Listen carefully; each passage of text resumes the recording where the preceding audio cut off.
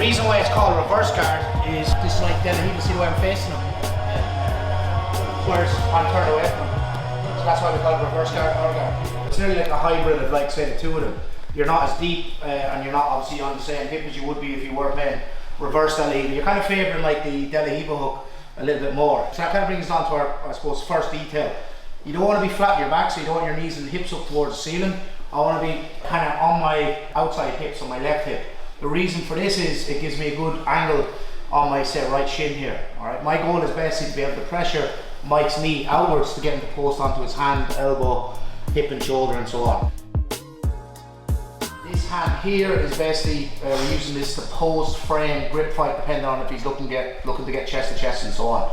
Usually the kind of first off balance that you're gonna go with, there's different variations of it and stuff like that. It's just a really simple one. It's low risk, kind of high reward. Is just like pushing him in this direction here. So when Mike tries to correct his weight, I use a kind of reverse lat grip if he gets close, and then I can send him over to my right shoulder.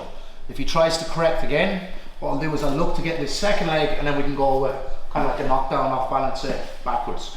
Alright, we also have the option as well as if I catch the leg, unlock my feet, and I can kind of send them overhead where we can start attacking as well. Alright, so they're kind of like your four kind of main off balances. There's obviously different ways of setting them up as well. So if you just go like I said, for one here, Mike goes, reverse lat grip, we send him into this direction, he comes back again, we get this leg, and then we just tilt him down.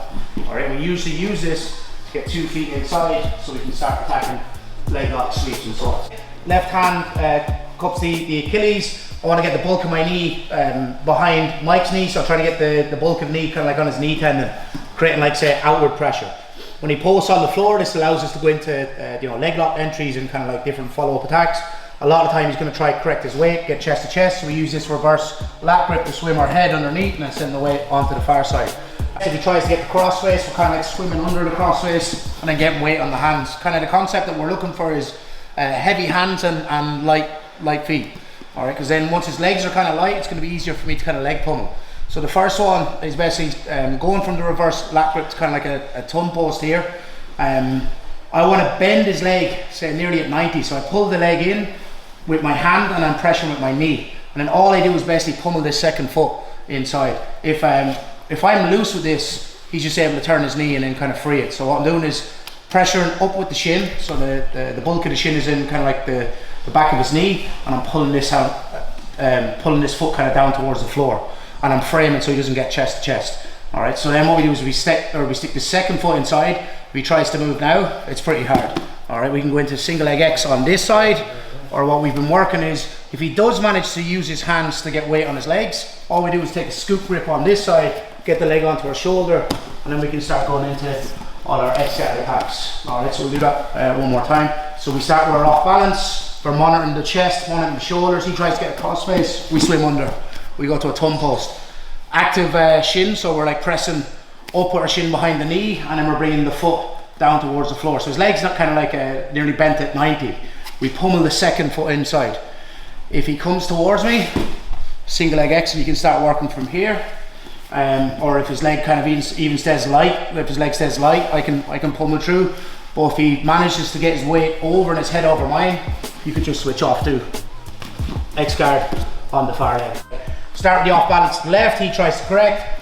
I use my reverse lat grip and then go to a thumb post, keep that weight off me. Ideally, try to keep the knee pointed up towards the sky, and I can bring this second leg inside for single leg X guard, which we spoke about. If he starts to turn his knee down, an option is to use your knee and your hand to push this up. If his knee is turned down towards the floor and I find it's just gone too far where I can't get it, if the leg is in touching distance, what I'm going to do is basically just, you can see the way I'm using my right foot to even get me closer. So put your right foot to the floor to get closer. The leg's in touching distance, your right hand is going to catch it. I scissor and I go as deep as I can, elbow deep with the outside hand. Alright, so I scissor my legs, I come up on top, and I'm driving pressure into his right hip to sitting down here. If he sits up, we go into our body lock pass. Let's say I'm not able to get to that, alright, it's just too far gone, it's out of reach. So instead of my right hand reaching his far leg and he's starting to pull to kind of give me momentum, so he's trying to come away, my right hand grips the near leg here. So it's your right hand that's doing the work, because your left hand If you let go of your left hand on his heel, he's just gone.